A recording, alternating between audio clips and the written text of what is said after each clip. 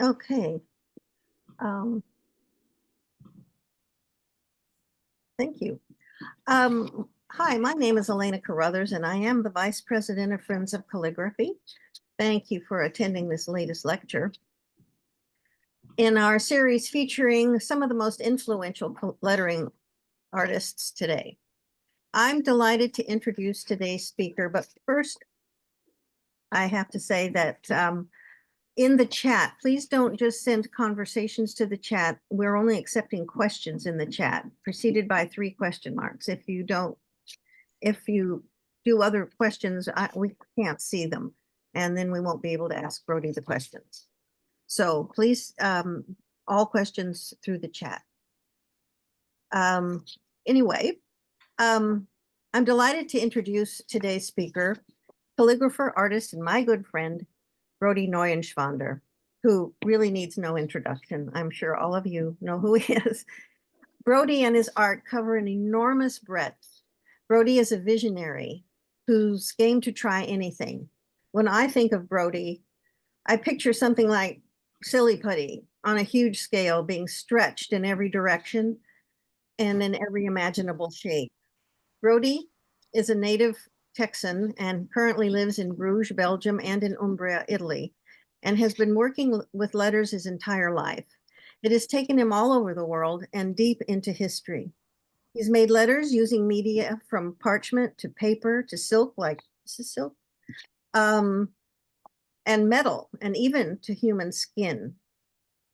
He has written small and large and huge, covering a building with metal letters. He's written in the quiet calm of his studio and performed before large audiences, even film crews. He mastered classical scripts with Anne Camp and Donald Jackson, as well as experimental letters of all kinds, from Arabic to Chinese seal writing to wrong letters, pushing the envelope in all directions. His recent documentary on the history of writing is a wonder and is available to be seen on Nova in the United States. There is so much to say about Brody, but now it's Brody's turn. Welcome, Brody. Thank you, Elena, and thanks to all of you for inviting me and for showing up this evening. I know for some of you it's very early in the morning or very late at night, so it's really an honor to have you all here, and it's great to have a chance to show you my work. I'm going to start straight away because there's too much to show you, really, in one evening, and let me just get everything where it needs to be over here. That I can put away. That can go away. Right. So I was asked to speak about my work in general, and when I think about my work in general, it finds its way into 2 basic worlds that we know that the one we know is calligraphers on paper, but so much of my work over the years has been done off paper, and that suits my personality very well because I'm not anybody who can sit still for very long. So I'm really happy to be able to change from medium to medium. I thought I'd go ahead and start with the work on paper and canvas. And as they said, please do ask questions. Start them with 3 question marks. And it's best if you don't put other things in the chat because that makes it so hard for Elena to find the questions. So I'll start with a few works on paper or on collage, really, a technique that I've been using now for, oh, well, since the mid-90s practically. And I think what I want to do is give you this evening the motivations for the different things that I've done and the different materials I've used. There have been reasons that I've done these things, even if I didn't quite know them at the time. I figured out while working on a certain project what it meant to me and why I thought it would be interesting to pursue that direction. The collages that I've been making, which are usually quite large, so these would be more than a yard tall, they are done with a rather elaborate technique, which I've given as an online course and will give again next year, I think. And it produces this white, well, I use a whitewash to produce a surface that really looks a little bit more like an old wall than a piece of paper. It allows me to scratch and stamp letters and do all sorts of things. Everything is reversible and can be covered up again with more layers of things. And that wound up being very interesting for me as a way of recording different thought processes on the surface. So in this particular case, there's old documents, which I bought at a flea market in Italy, and letters that have been twisted like silly putty in different directions on the right-hand side, and things that on the left-hand side originated as paper cuts in an effort not to make letters, which turns out with scissors really difficult. Letters seem to come out like faces really very easily. This gives you a little bit of a close-up view of what that surface is like with a document from, I guess, the 16th or 17th century, and these sort of paper cut forms that you see at the bottom here. Looks like an M after all. And then this letter E, which has fallen over on its back after having been stabbed with a rather funny letter R right through its middle. So I'm very interested in the layers of information that collage can carry.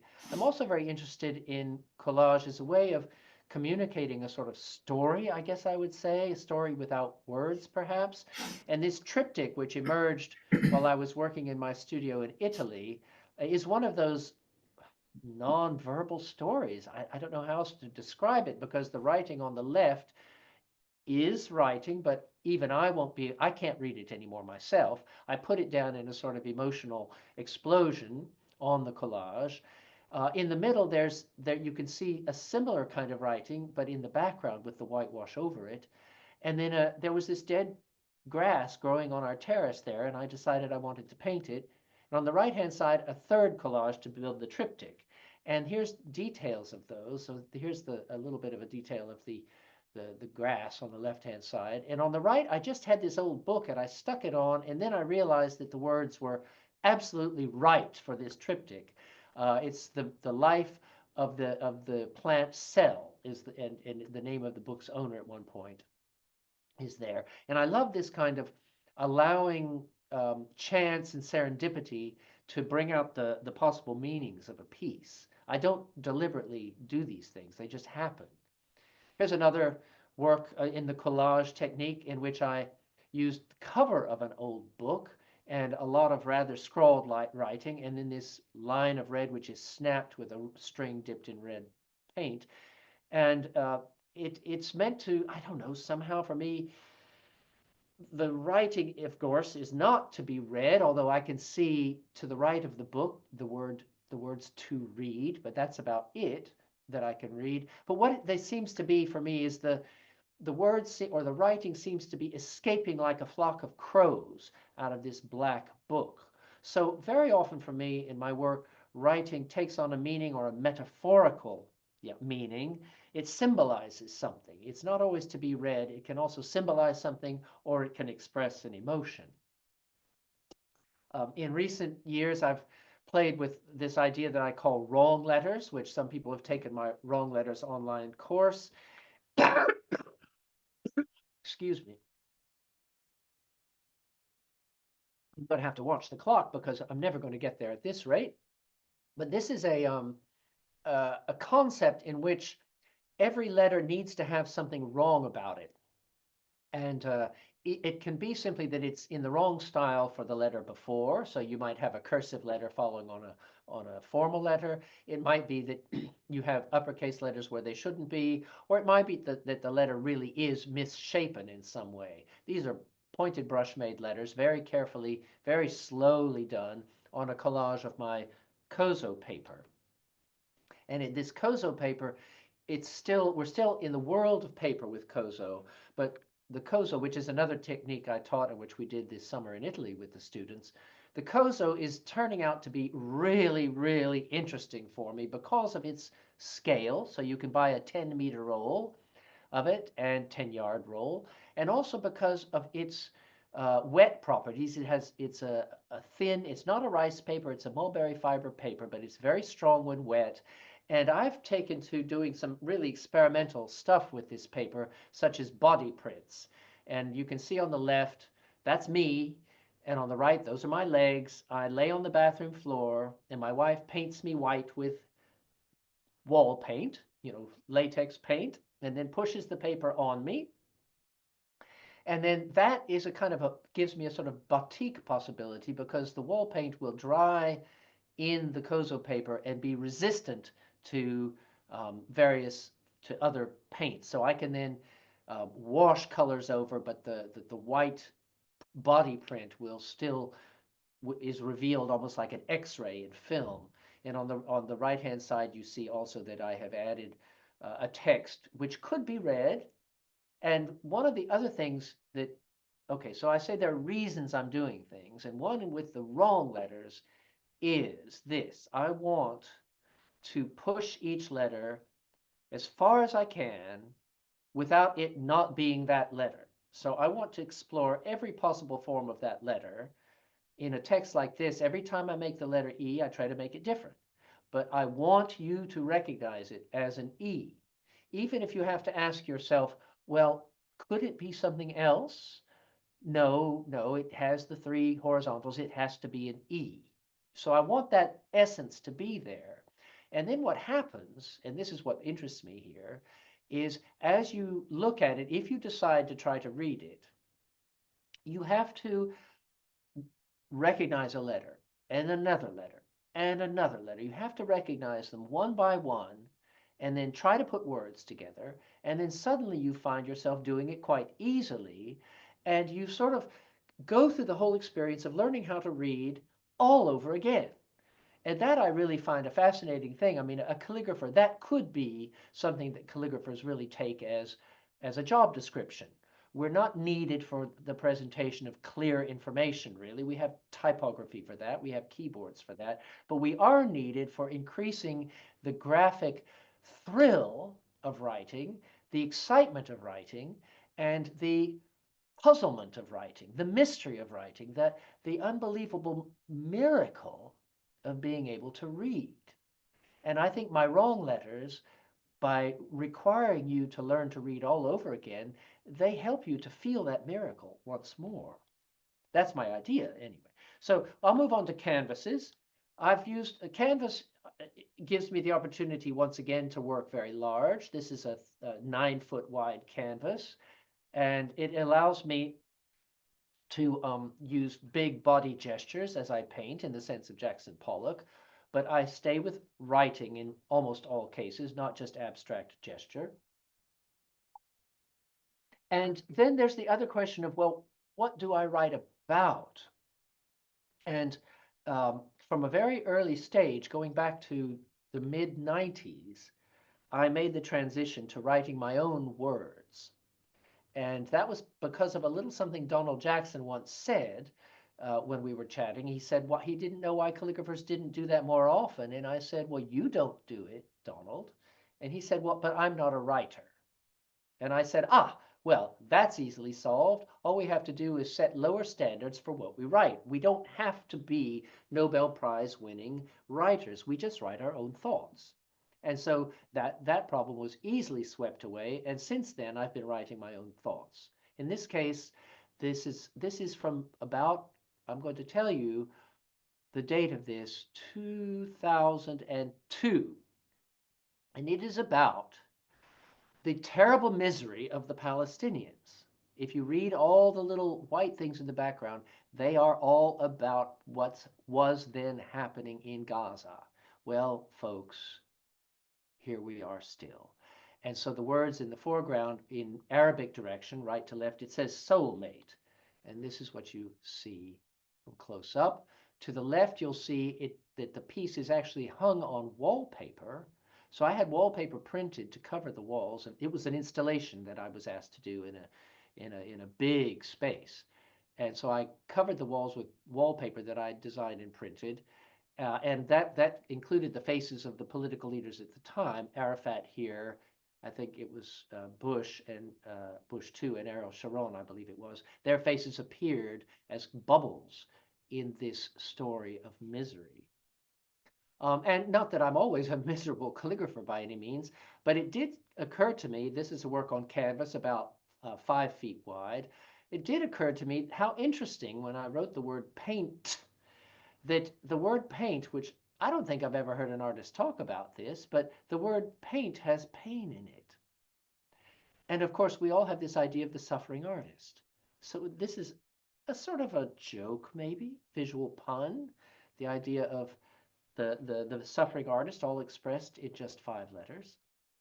And of course, I discovered at the same time that if you drop the R out of my name, you get body. So once more, where does all that artistic suffering happen? Oh, goodness me, in the artist and in his body. So these are canvases. This canvas simply is painted bright, bright, bright yellow. It's a radioactive yellow, I call it. And I'm using a quill in this case, but this is very big writing. I mean, this is a 5-foot canvas. And these letters are much bigger than a quill would be able to make. So I'm pushing on the quill and abusing the quill and splitting the quill and cracking the quill and breaking it so that it just gets me to the last words on the page, on the canvas, that it will end far, far too soon. I don't know what I was worried about on that time, but I think just getting older probably. And so these 4 canvases can be then displayed like this as a kind of very bright, very happy looking thing, which is really about the artist suffering in his creative process. Here's another one.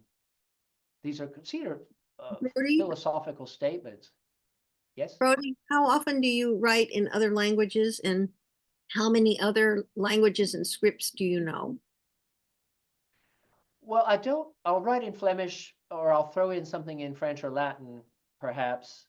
I know I can speak 4 or 5 languages reasonably well. And basically, I would say I wouldn't write Chinese or Japanese because I don't know the brush technique, which is really crucial to writing Chinese and Japanese. I did take Chinese lessons, I mean the language, so I can write them with a ballpoint pen. But any language that's an alphabet is, in principle, for all of us, is as calligraphers, we can learn it. So Arabic, I've done commissions in Arabic, but again, I know that Arabic has this very, very high level of technical and formal skill required. So it's not really responsible. It's not good of me to do it. It looks incompetent to Arab eyes. So any alphabet, in Latin, Greek is fine. Anything using a broad pen is fine. Again, I wouldn't really want to venture into the Indian scripts from the subcontinent of India, because there are things that I might think I'm doing properly, but I would have missed something. Basically, got it wrong. Thank you. And what type of quill was used for the yellow canvas?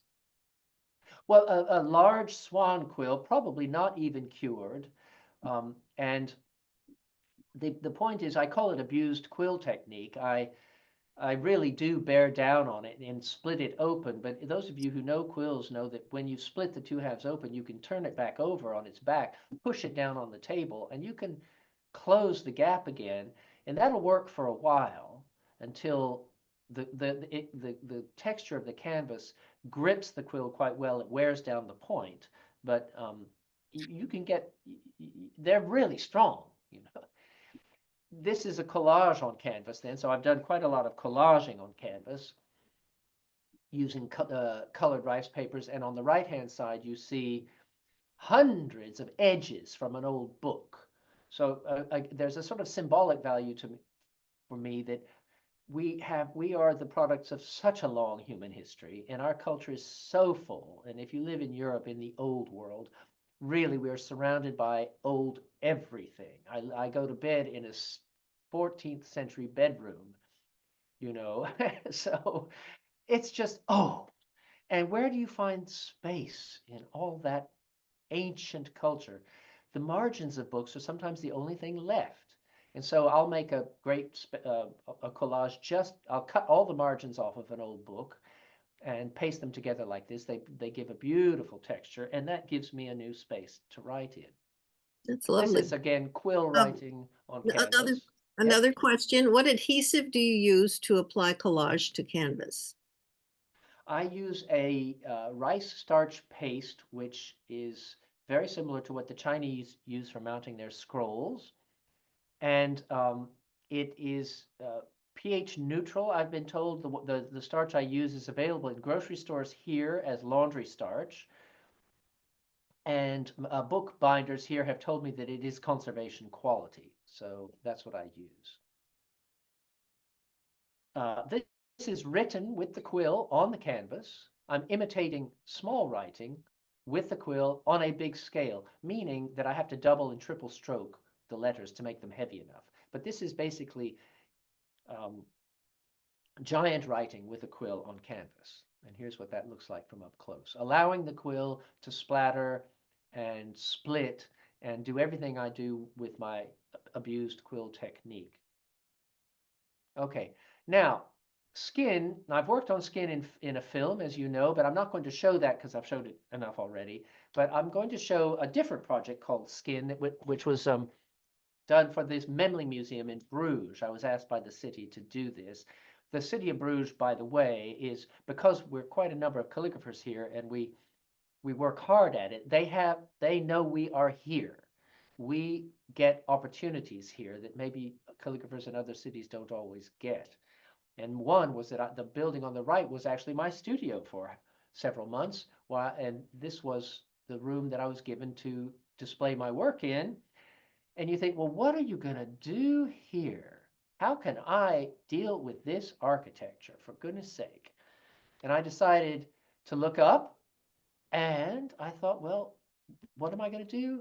I'm going to hang with cords, as you see here, canvases. And the city gave a budget for this project.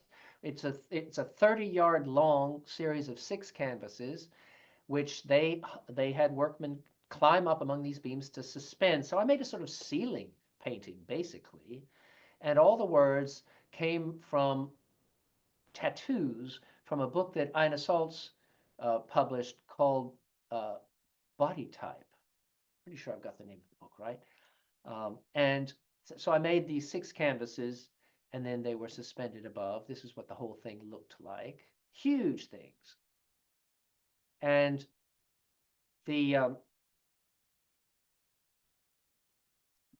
public sort of had to follow from one end to the other and decode various parts of it. But I was given 2 big medieval spaces in this room, and in the second I did the very first film I ever tried to make myself, which was a triptych. You see the left screen, the middle screen, and a bit of the right screen here.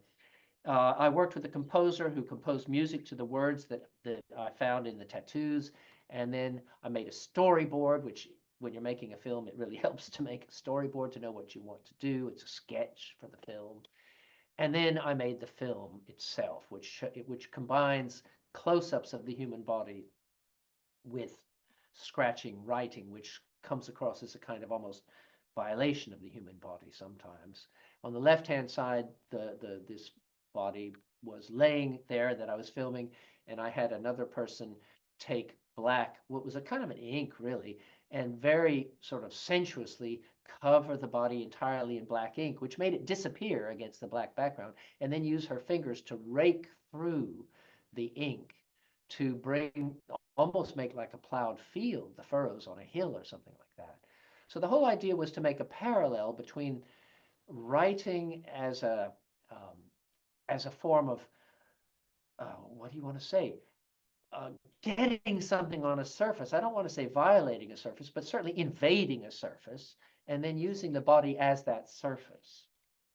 Calligraphic experiments, they've been going on forever. I've always thought letters were amazing things. Just, what is it? It's a shape, but it does this thing. It communicates sound and then words. And so I've always been interested in how far you can take letters and silly putty squeeze and reshape them using different influences. So for example, here, using Arabic Kufic to rethink the Latin letters. And if you were to, again, with my wrong letter idea, you should be able to find the text if you work at it. So the one underneath says, it's a U, N, D, and that strange block is an E. Understandably, you will be puzzled. And I think puzzled you'll probably find quite easily. We don't have too many words in English with a double Z. And again, I want you to understand, why am I doing these investigations? Well, when I see the word puzzle popping out like this and realizing how easy it is to recognize that compared to the other words, it's it's partly because in English we see the Z's and we know that we don't have many words with two Z's in English. And so our brain goes through that short list in our head and it gives us puzzle. And then from there we can work our way back and forth in the text and decode it. And it's this kind of between knowing and guessing. This is what happens as we read anything, whether it's your grandmother's writing, which is a little difficult for you, or any message really anywhere, but it's actually what we do in everything else in life. We're always combining observations which we're fairly sure of with guesswork to know what's going on in the world around us. And in that sense, calligraphy can be investigated as a kind of metaphor or laboratory for how is it that we figure out anything in life. So this you could work your way through. We won't take the time now to do it. These letters are partly inspired by the Arabic Kufic, partly inspired by record covers from the 1960s. There's some Gothic elements thrown in here as well. And I basically just have a great deal of fun doing this. This is spontaneous. There is no planning, okay? It's a piece of Reeves paper. It's a yard wide. I simply take out my black gouache, a pointed brush, and I calm myself down because this needs to be done slowly, carefully, deliberately. And then I just start to play from letter to letter, each time thinking, well, okay, what shape should follow the shape I just made? And how can that shape turn into the letter I need? Because I'm always writing language, real words. And I want it to really be words. I want it to be decipherable, if not legible. Here you see some which have some Gothic elements up close. But again, I mean, history is there for me. History is an incredible resource. I'm not one to simply reproduce history. Gothic is there for me to digest and um, how can you say, relive in a completely new way. This is based on actually Islamic mosaics on mosques in Central Asia, but it's an English text written with an automatic pen and then the background filled in with gouache afterwards. It took forever. I'm often looking for things that take forever, partly because I'm fast, generally, partly because I need to slow myself down, and partly because when you could do gestural calligraphy, you know, and you could fill 100 sheets. Or you could do like the Japanese calligraphers and get out your big brush and splash some ink on some big piece of paper. But then what do you do for the rest of the day? You know, because that won't take but a few minutes. And so these really slow pieces are just a wonderful way of luxuriating in the shape and watching the color and the black define each other. Here's another one of those, exploring different kinds of wrong letters, all in combination with each other. So, and here's another. I'm just going to, many of these are on my website, so if you want to look at them more, you can do that. This is on Kozo. I do a lot of this Kozo work. You can see on the left. Kozo is just fabulous. You can do anything with it, and it's thin, but it's strong enough, and then I'll usually collage it into a scroll. I've studied with the Chinese scroll mounter, so I know how to do that. And it's a great surface to letter on, and sometimes this is my batik technique, so the letters are actually in the paper, which is because I've done it with a resistant paint, and then the paint is as it were dyed afterwards. So there's no color enhancement here. It really is this glowing. Here's another scroll. The scroll format is interesting because you can keep adding lengths to it. In fact, I could wind up with something a mile long if I wanted to, by simply sewing the next length on the way a Torah scroll or whatever would be sewn together.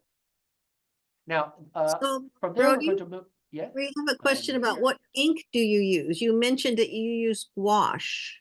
So do you Mhm. mostly use gouache? Oh, no, also India ink. I rarely grind my own ink unless it's for really fine formal work. Then I'll grind ink. But otherwise, this, I believe, because it's on the Kozo paper, is going to be India ink. But when I want really, really, really black, there is the Talons gouache has a black they call intense black, which I adore. And you can actually use that, you know, I could have two kinds of black here, the intense black and the India ink black, and you would see a difference, which would give you a feeling of depth in the surface. When I Oh, make the Kozo paper black, I paint it with India ink and hang it up to dry before starting the collage. So now away from paper and into architecture, I have to say I've really, really been, very lucky in my career over many years to have been invited to do things in interesting places and been given really fascinating commissions. I'm not going to talk about all the Greenaway commissions, but really it all started that way when he first called me in 1989 for Prospero's books. And that film uh, pleased the critics enormously, and so my name kind of got out there for that. And then from then, in as much as the art world was interested in calligraphy, they'd be interested in me because I had the how can you say it? I had the stamp of approval from a great artist, Peter Greenaway. So that helped enormously. I mean, I think my whole life would have been very different without my collaboration with him. So at a certain point, I was asked to be part of a summer arts festival in Belgium, and they said, "Would you like to? You get this chapel." Okay, great. This is what um, it looks like inside. It has, yeah. Brody, before you continue with this, someone has asked, what do you do to prevent bleeds on the Kozo paper? Well, sometimes I let it bleed, and the processes that I use for dyeing the Kozo paper and coloring the Kozo paper, most of the inks and paints I'll use will have a bit of acrylic medium in them, and that means that the paper gets a sizing in the process of coloring it. So it's automatically sized and won't bleed anymore. It's just the natural result of the process. Great. But I'm going to teach a Kozo course in Italy someday. Come and I'll show you all about it. It's the best thing. This is the interior, and basically they say you do something here. Whatever you want. Okay, I'll do that. So I did this installation. You can see there are bright windows on left and right. I covered them to a certain level, and then I built these light boxes of uh, polyester tracing paper around them and a freestanding one here.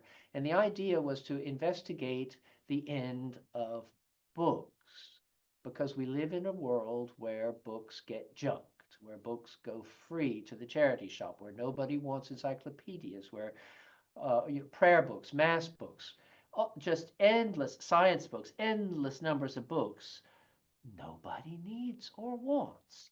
So what do we do about this? Well, I made a book graveyard.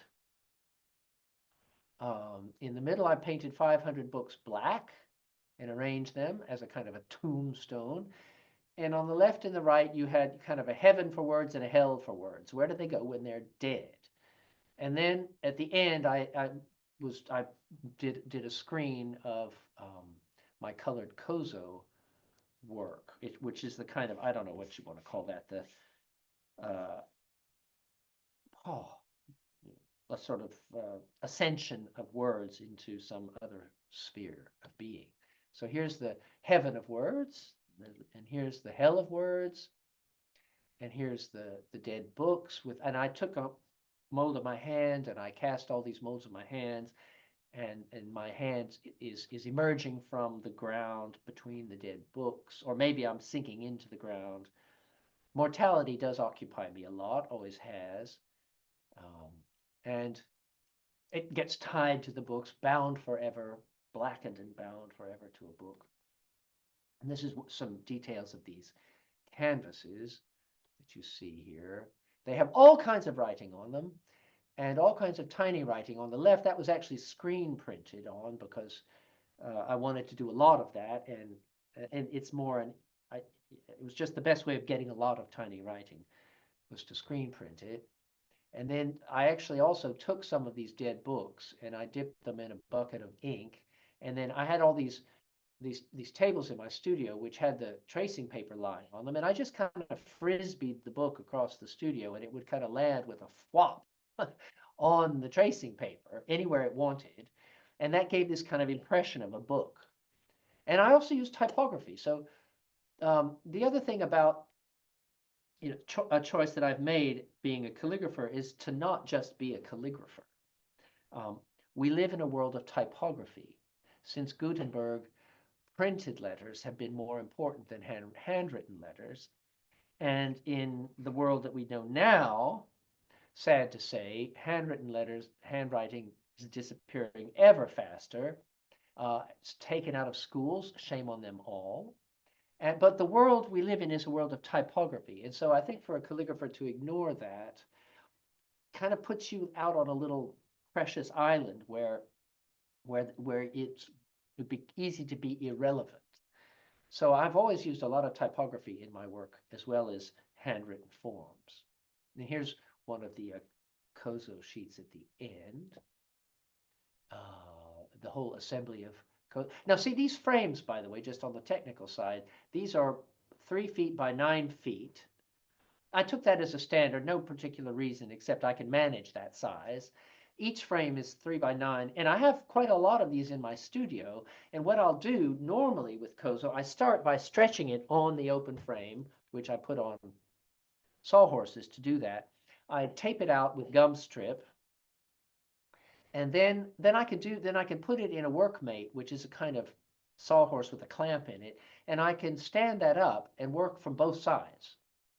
So the process of Kozo allows me to make marks from both sides, add color from both sides, and sometimes both sides are good, sometimes only one side is good. And if neither side is very good, then I can cut it up and collage with it, do something else with it instead. Okay, now so I don't know how it happened, but I wound up specializing in metal, working in metal, and I get quite a number of commissions for that.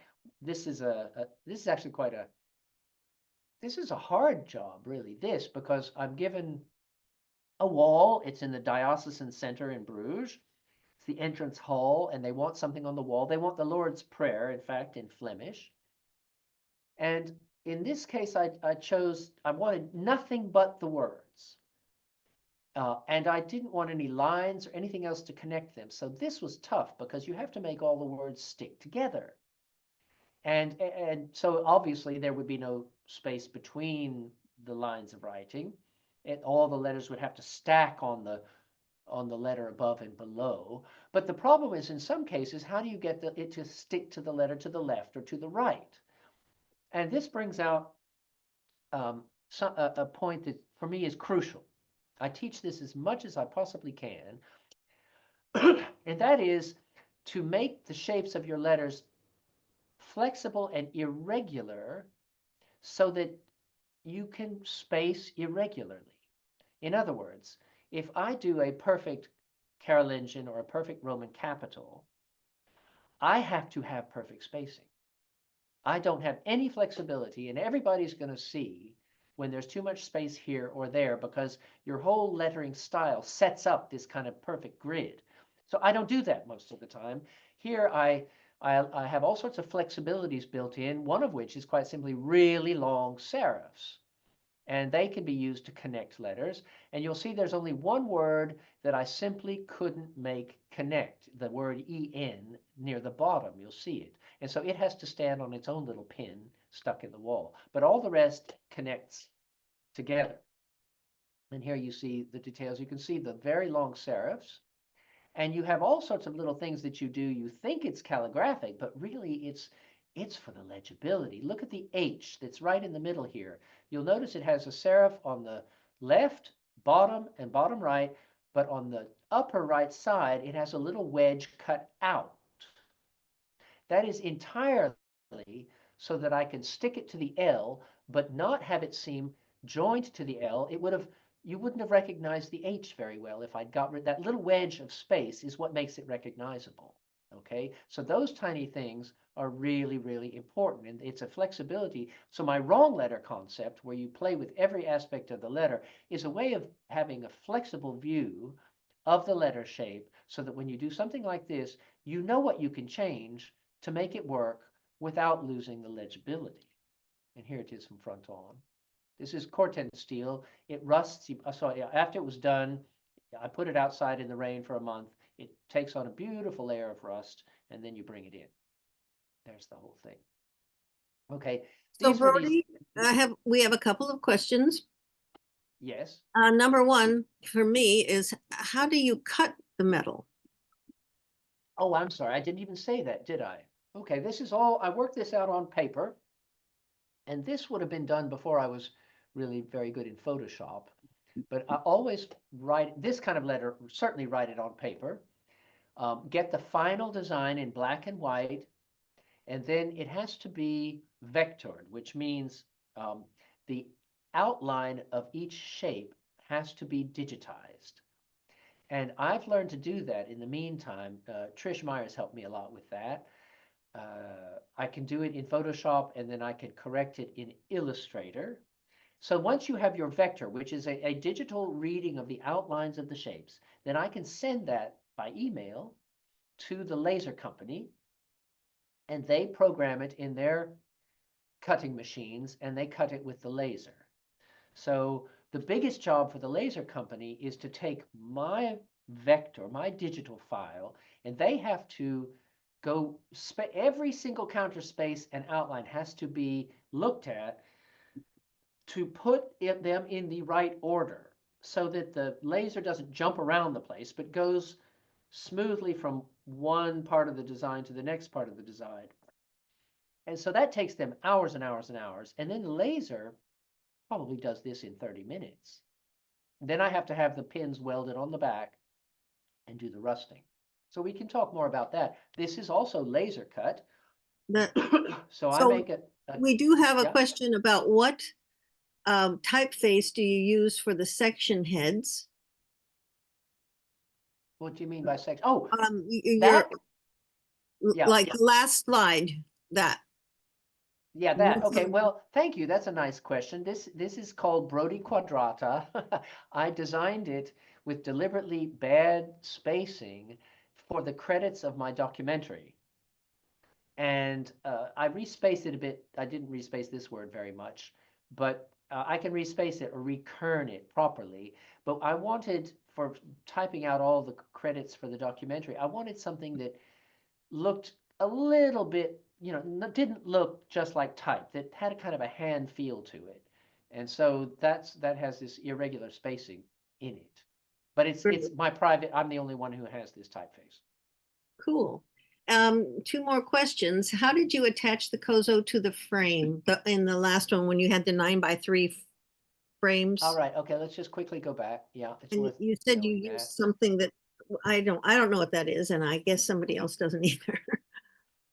Okay. Well, so the first thing I do is, so the frame is down flat on a table. And it's the width of the Kozo paper. So I can roll the Kozo paper out, and then the first two corners, I tape down the corners with masking tape, and then I roll to the other end, tape those two corners out with masking tape, and then I cut the roll off. Then with little bits of masking tape, I start pulling around the borders to stretch.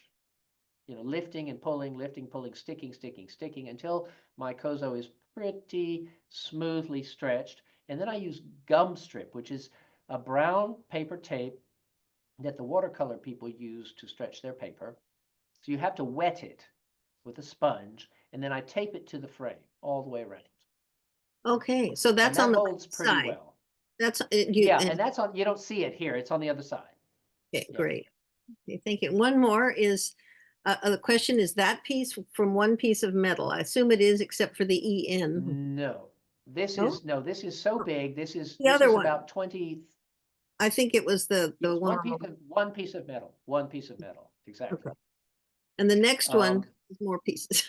This is about 17 pieces of metal because it's about 25 feet high, something like that. And it all had to be assembled.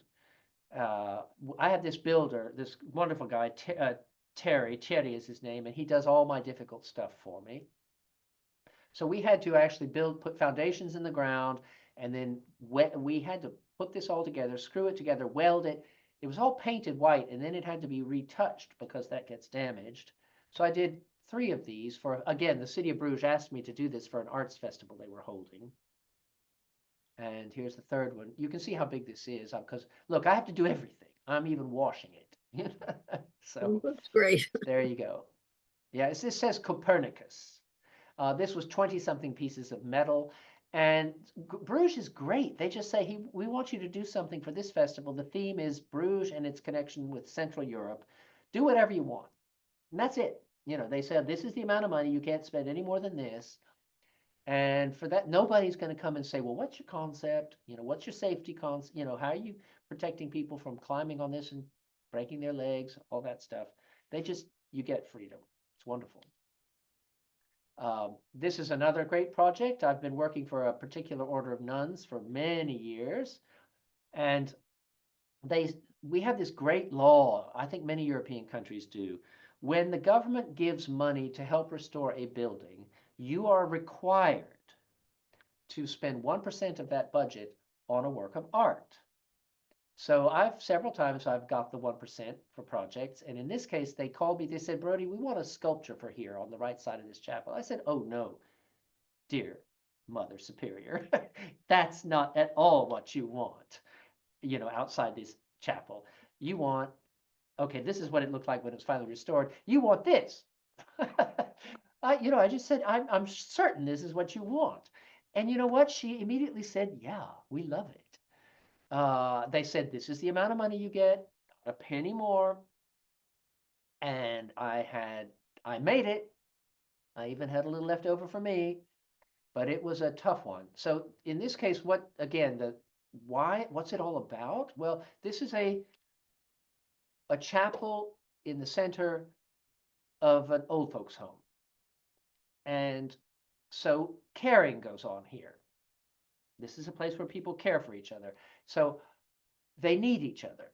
And so all I did here was every version of the phrase, I need you, you need me, we need them, they need us, he needs her, she needs them, and so on and so on, repeated and repeated.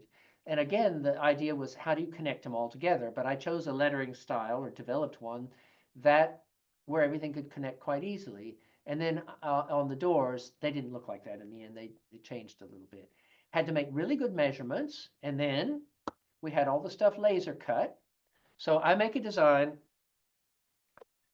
The design went through many, many stages until it was right, but the sisters never, never, never messed with me on that. They let me design it exactly the way I wanted. And then we had, oh gosh, how many pieces did we have? We had 70-something pieces of metal. It might have even been more than that. And the deal was this: you got to deliver it in the order that you need it. You can't go digging through the pile looking for piece 407B. It's got to be there in the pile. So the strategy of having it laser cut, having it stacked on pallets, having the pallets delivered to the work site, that all had to be thought through. And then when we started at the corner. Here's Terry. He's got to get the first one right. And that's Terry. He could do that, let me tell you. And once he got it right, then we could build and build and build piece by piece by piece. And I think we had less than 2.5 inches. We were less than 2.5 inches off at the end of 35 yards. I think it was just amazing how accurate it was. Here he is soldering. So we had to put the pins in the wall, and then we had to weld the pieces to the pins, one by one by one. It was really exciting to follow this happening. And there it is, finished. Amazing. Yeah, that's it, finished. It's really wonderful. And, you know, I said, well, what do you think? Are kids going to come and climb on this? And they said, oh, probably not. This is just, in America, you couldn't do this. You'd have insurance companies breathing down your neck. You know, you'd have to have fences around this or whatever. But so far as I know, nobody's tried to climb on it so far. And it's been there for years. Okay. From That's that, great. I got other commissions. We have another question on the giant white displays you did for Bruges. One of them was Copernicus. What were the other two? Oh, I'm sorry. Right. Okay, let's just go back into that. Mendelssohn. So the project was Bruges and Central Europe, and I looked into important figures in Central European culture who would have, in one way, impacted Bruges somehow. Mendelssohn, this is the grandfather of the composer, one of the great philosophers of his time. So he is certainly responsible for developing Enlightenment ideas, which then got exported to Bruges, well, to everywhere. Jan Palach was a young man who, in protest at the Russian invasion of Prague, burned himself alive in the square of Prague. I remember that because we were in Germany and my grandmother was Czech, so I remember that. And Copernicus because he changed our view of the heavens, obviously. Thank you. Okay. From there, I got another commission for a village not so far away. It was another 1% for art, and it was a competition, and I was happily won that competition. They were going to change this area into a park, and I proposed, they had this other artist, and he proposed something really nice. I liked his proposal, but you couldn't really do anything with it. And I thought, well, actually what the village needs is a spot where people might come and be together. So I suggested a pavilion, and they liked the idea, and I proposed different designs for the pavilion. And here you can see I've kind of made a digital rendering of the pavilion over the path. And in the end, it became a bit smaller because the shape of the park changed. And this is what I did. But the question again is, well, it's got to mean something. They have given me money to do something in this village, which the people of the village will be living with. So I don't think it's right for an artist to just plop down any old thing just because the artist likes it and because it represents the artist. It doesn't need to represent me. That's not what this is about. This is about the village. And so we went into the school. I think it was like 4th and 5th grade, something like that. And I made a survey of the different things around the village that were of some interest, showed the kids a PowerPoint, and then and the name of the village is Zillebeek, just means Zille stream, Zillebrook. And I don't know what Zille is, but it's just a name. And I said, no. Now, Zille is one character in your story, and Beek is the other. And you get to decide whether they're rabbits or people or fairies or whatever. And I want you all to write stories as we go through the PowerPoint from the observatory to the park, to the church, to the graveyard, to the pond. And we're going to write a story about these two friends spending a day walking around their own village.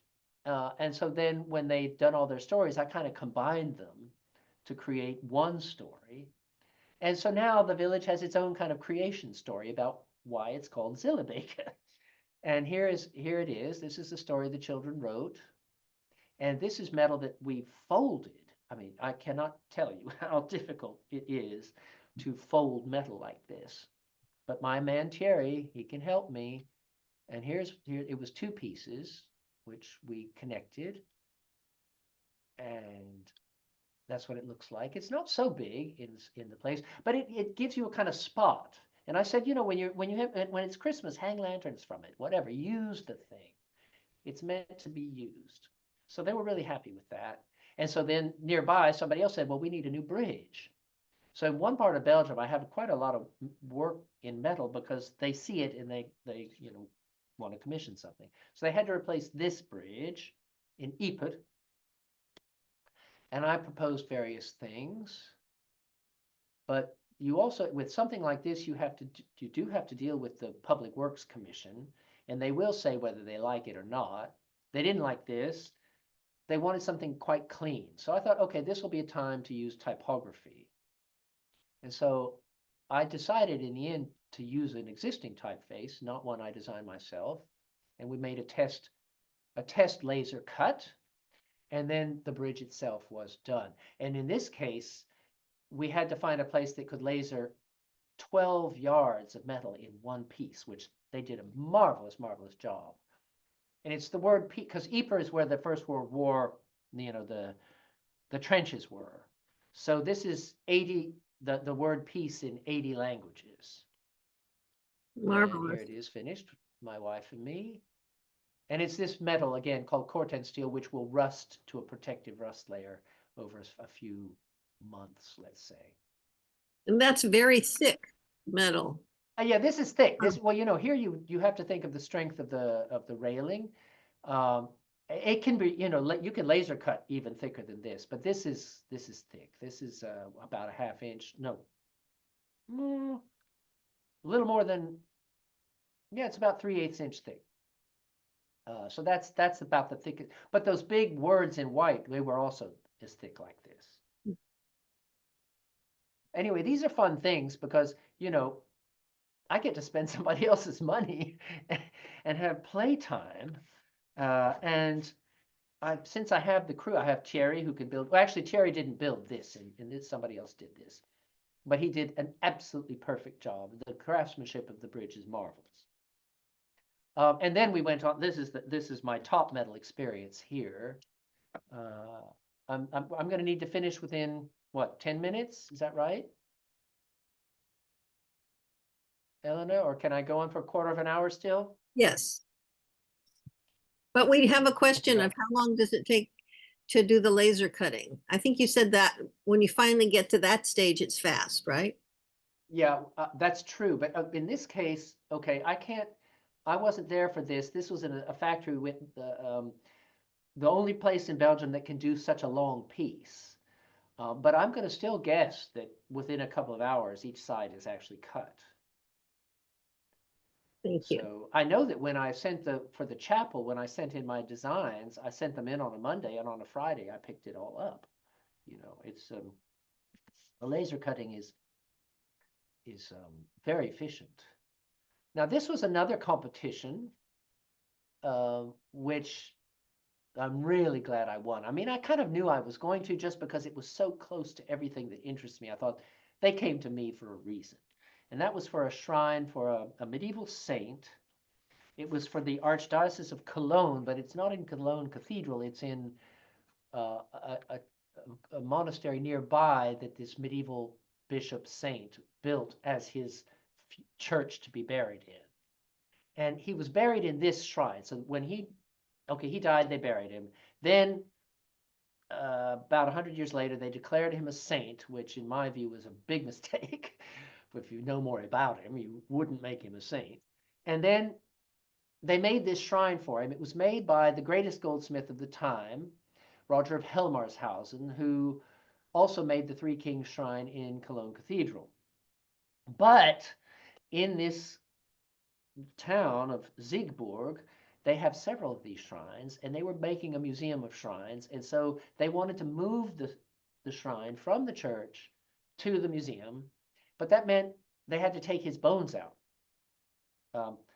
So they had to have a new shrine for this medieval saint. I mean, this is 2000 something, and you're making shrines, which I absolutely love. So they had this competition to design the new shrine, and I submitted this idea of you can see it's the same shape, right? But this is small. This is maybe 2 feet high, and this is 7 feet high. And the casket was going to be suspended in there. And you could even have candles and stuff. We made a model to see how is it going to fit in the church? Is this going to be a good size and all that kind of thing? And one of the reasons I won the competition, I believe, is because they were going to open up the tomb underneath the shrine, and my proposal allowed them to move the shrine when they needed to clean and stuff like that. So I was thinking of the practical side of it. I made lots of different sketches. I mean, lots of things. But in the end, we decided on something really simple. And I can tell you the mathematics of this was so complicated, getting this to work, because you can see that the letters at the top, the ones on the vertical strip, they're smaller than on the leaning strip, because the leaning strip is the long side of the triangle. So the letters there are bigger. But they couldn't look bigger. It had to look the same. And so this was then done in bronze. Each plate of bronze cost 8,000 euros to make. And then we used water jet, not laser cutting, to water jet the letters out. And then inside the cage, a copper box was made covered in gold. Yes, folks, covered in gold with the bones of the saint in it. And here it is in its, in the end, they didn't put it in the middle of the church. They put it in a chapel to the side, which I think is much better. And the great thing was they spent a fortune on the lighting. So that wasn't really part of my deal. I'm not a lighting expert, but they brought in a great lighting company and they built this stone socle, which has a pyramid shape, you see, and then they embedded the lighting in that. And the lighting goes straight up past the gold box and out the top. And it's just pure Hollywood. It's absolutely wonderful effect. So, this is one of those things where I think, yeah, in several hundred years, it's still going to be there. It's really something to be very pleased about. And I did design a typeface for this. So this is a typeface only used for this shrine, but it allowed me to rearrange the words until everything was right. Okay, I'm going to just move away from metal now. Very briefly, as Ellen has said, I do performance pieces. And I can't show you much about this one, but just to say that off paper for me can really mean all sorts of things. And I've been nudged into performance, first by Peter Greenaway and then by other people over the years. And I found that it's a real challenge to come up with a concept for a calligraphic performance. But this one works really well. We've only done it once, actually, for the concert hall in Bruges. It was a commission, and it's with this one cellist, and he has a screen in front of him so he can see what I'm doing, and I can hear him playing. So what I do in ink, he plays on the cello, and what he plays on the cello, I do in ink. So it's a back and forth motion between the sound and the visuals, which is then being, so I'm working on this table on the right, which has a glass surface and a camera built in, and that's being projected onto this immense screen. And so you can see here, he must have been doing some sort of staccato sound with the cello.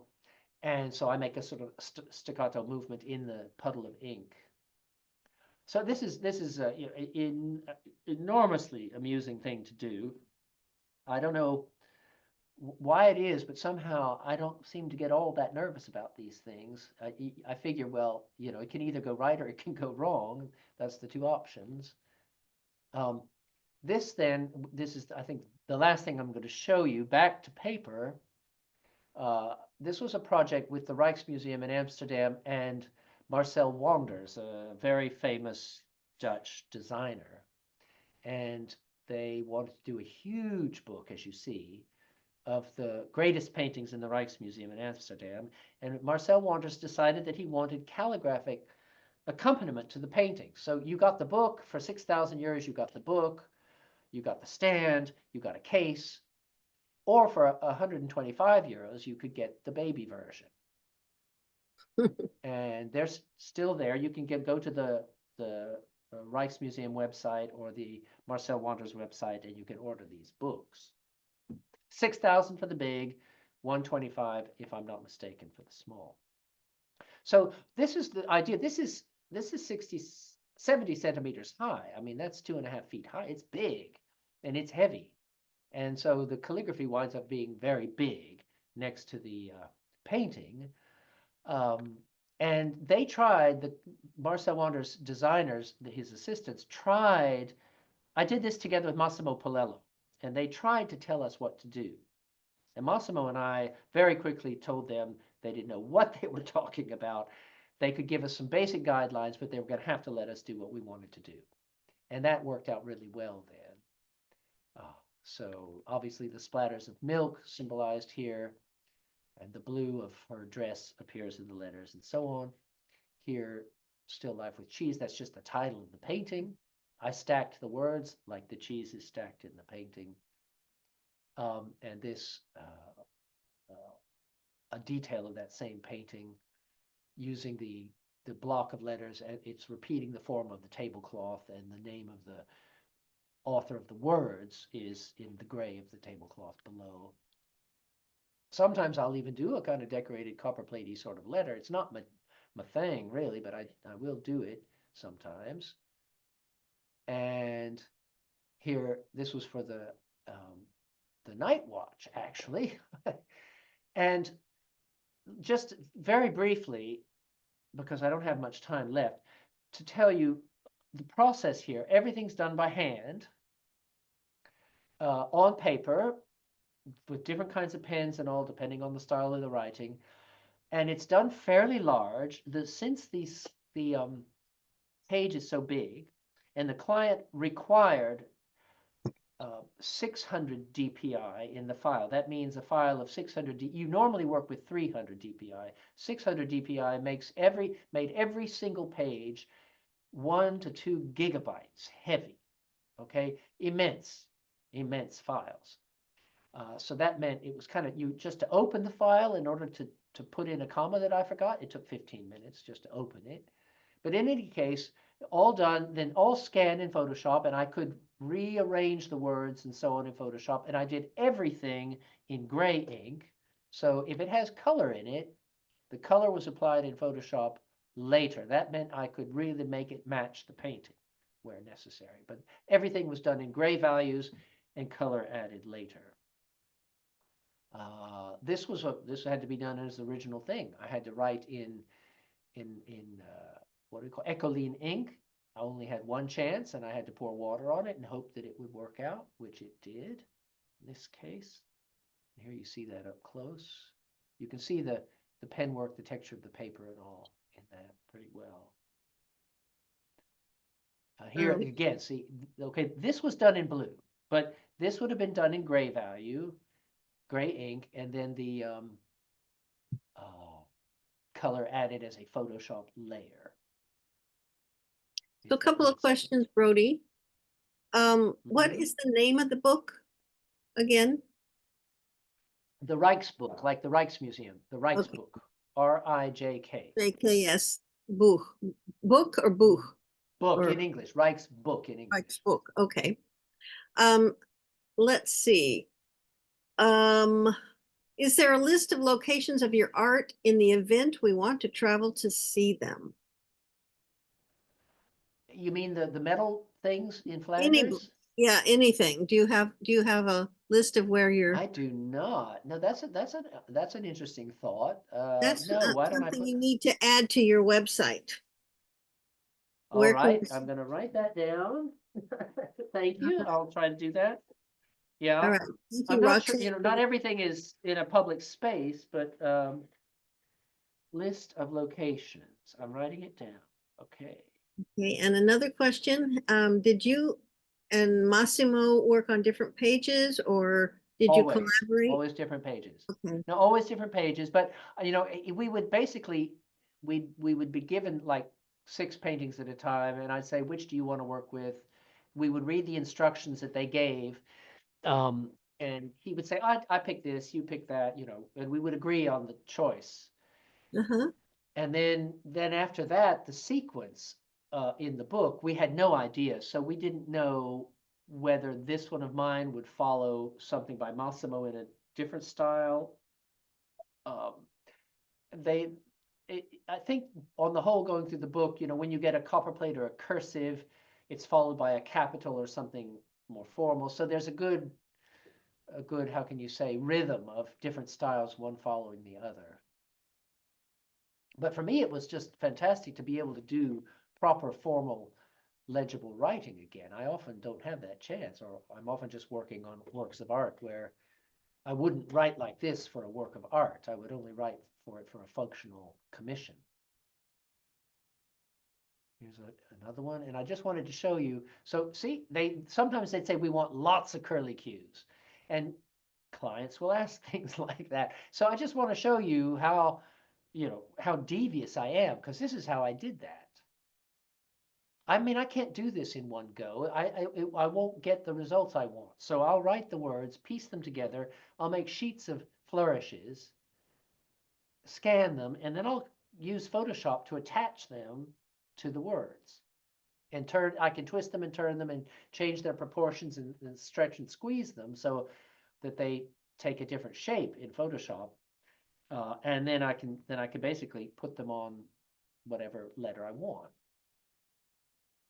So this is all done in different elements, which are then put together in Photoshop.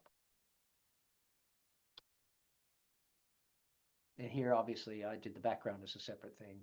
That was a textile pattern that I'd already done, and I just used it for this.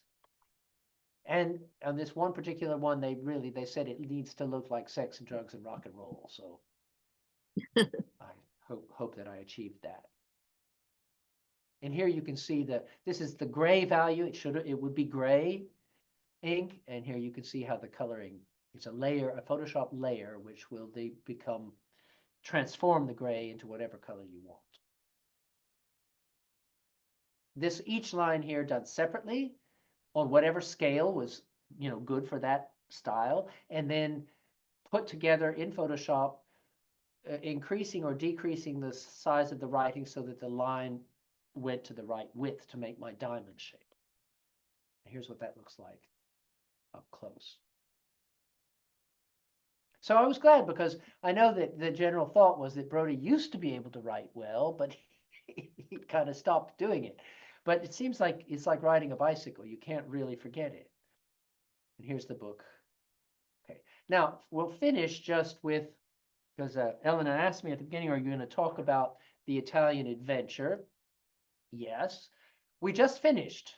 Amity Parks and I team taught at the house that the two of us plus Ellen Bauch own in Umbria. It is near Spoleto in the southern part of Umbria. It's about an hour and a half from Rome. And it's the red house that you're looking at here. That's the one we bought in 2001. And we used it for a couple of summers, and then we gave it to the builders, and the builders did everything we needed, which was new electricity, new plumbing, new bathrooms, a new terrace, all sorts of stuff, and turned it into a very, very comfortable house indeed for us. And then this September, we received the first students in the second week of September. They stayed for 2 weeks. Most stay in the house, but others stay in other houses in this village. And here is our second group, I think. No, this is the first group. The first group, September group, Amity and I teaching. We had a wonderful, wonderful group of students. And we have a really nice, pretty sizable classroom. We can easily fit 8 down here. And then there's above where the photographer is standing, there's a mezzanine, which fits 3 more. So that's our max is 11 students. And it works really well. The lighting is really good, and you can just walk out the door to the garden, take walks in the forest. We got all the bedrooms done. I have to, if we had time, I would tell you about my mother sending a 40-foot container of furniture from Texas, which she did, and which is now in the house. That's why these beds look so Ralph Lauren. She was very generous to do that for us. So we can house our students in really great comfort. You can see the new bathroom here through the door. And then we do all sorts of trips. This is the second group going into Spoleto, which is a beautiful city. We take a field trip, which we finish with in the pizza restaurant nearby. Everybody has a great time with that. And all the meals otherwise are taken in the house. My wife did all the cooking together with Aurora Gasser, David's wife, and Huda Lazutaway, a friend of ours who came to help. So we were able to give them really healthy, really good Italian cooking in the house. We did the Kozo one day, and while we were working, the husbands harvested the olives, and I'm happy to tell you it was a very, very good year indeed. One tree about the size you're looking at here will give you about a half a liter of oil. I now know everything about olive oil, of course. I just become a real farmer in the meantime. We do a field trip to Perugia where we go to see medieval manuscripts, and we actually get to touch the manuscripts. They don't make us wear gloves or anything. And so we're announcing tonight. You're the first people to hear it. Amity and I are announcing, also in the name of Ellen, our co-owner. We're calling it, just for the sake of humor, Alphabetter.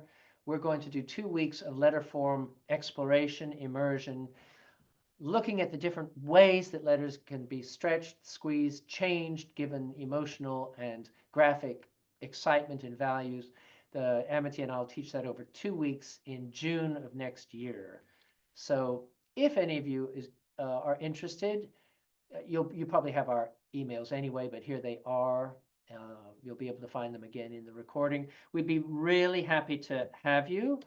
And all of us, the wonderful thing about both groups, and I have to say Amity and Ellen and I, we were truly touched that these grew into families. Just the people arrived, they met each other, they became friends.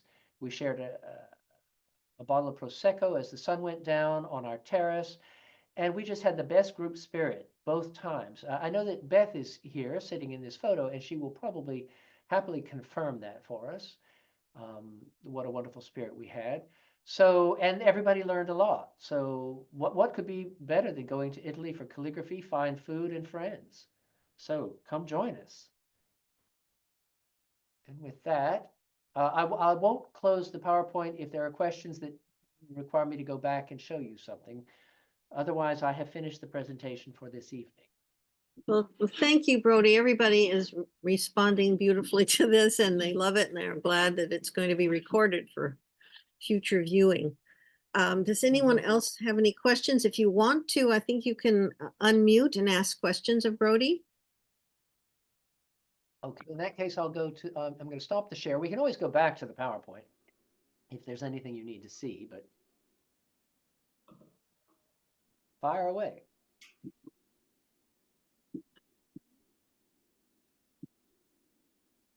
Well, you're getting responses like it was a wonderful experience and That's good. I'm amazing, glad you liked it. all those things. Since there's Well, no but ask me something questions, challenging. Criticize something. Someone had it's Nancy. I just want to take this moment to, I'm Nancy Noble. I'm the editor of the Friends of Calligraphy Bulletin, and I'm on the lecture committee. And I want to thank Evelyn Eldridge, who is the president of the Friends of Calligraphy. She's up there waving. She's the one that came up with the concept of the lectures at the very beginning of COVID, since we were all homebound.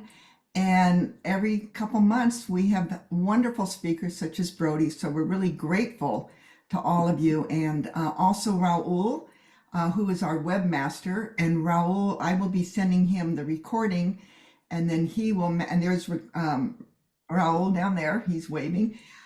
He will convert it to YouTube, and he will then send the link out to all of you who have registered for the talk today. And Elena is also on our committee. So the four of us work together and host all of these wonderful lectures every other month. So thank you all for attending. And Elena, thank you for talking Brody into doing this wonderful presentation. So thank you again, Brody. Thank you all for coming. It's good to see everybody. Hi, Patricia. Hi, Beth. Hi, Dorothy, you're here.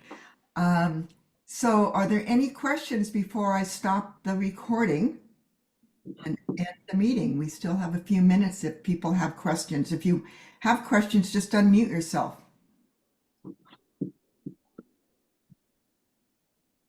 I do have one question. I'm Carol. How do we find out more about the workshop? Is it already posted, Brody? No, we're going to post it next week. We just finally settled on the theme and everything this week. So you can send me an email at brody.n@skynet.be or to my website. I get them that way too. And we'll send you the information. I'm going to put the course announcement up on my Instagram, and Amity will put it on hers beginning of next week. So you'll see that specifically. Thank you for this. It was wonderful. Brody, how many workshops do you plan to do per year? Well, let's see that we'll do another one in September, but that's still taking shape. That might be a group coming from Australia, or it might be open to all enrollment. We don't know yet. And that would be me teaching. I think June is going to be team teaching, Amity and I. September will be me teaching, and maybe Amity will do another workshop on her own as well. The reason we haven't been able to tell you yet, even though for next year you'd like to know already, is because we wanted to get the September and October workshops done and have the experience and understand what it all involved and the cooking and getting all the bedrooms sorted out and make sure that we could do it really as well as we wanted to do. And now we've done it. Everybody's happy. We sent out questionnaires. We didn't get any bad comments back. And the question also some people ask is it always going to be 2 weeks? Well, we had the question on the questionnaire, would you prefer 1 week? And absolutely everybody said, no, we want 2 weeks. I mean, if you're going to go to Italy, you maybe want to stay a little longer. So we're near Rome. So you have 5 days of instruction with a field trip in the middle. And then you have the weekend off, easy to get to Rome for the weekend. Then the next week, 5 more days of instruction and another field trip. So Assisi, for example, which is just glorious, is only 45 minutes away from the house. Brody, somebody asked, would partners be welcome? They are. They are most welcome. They obviously don't pay as much as students pay, but their fee is worked out.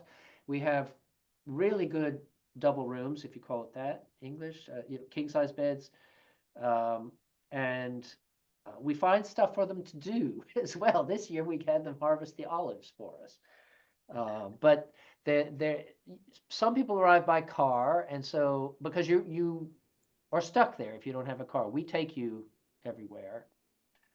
But some people come by car, and the guys, it was usually the husbands, of course, got together. They'd rent bikes, and there's lots of trails for biking. There's lots of hiking. There's whitewater rafting. There's all sorts of really wonderful old cities to visit, Roman ruins to visit. So that's what they did. We certainly encourage partners. I mean, it's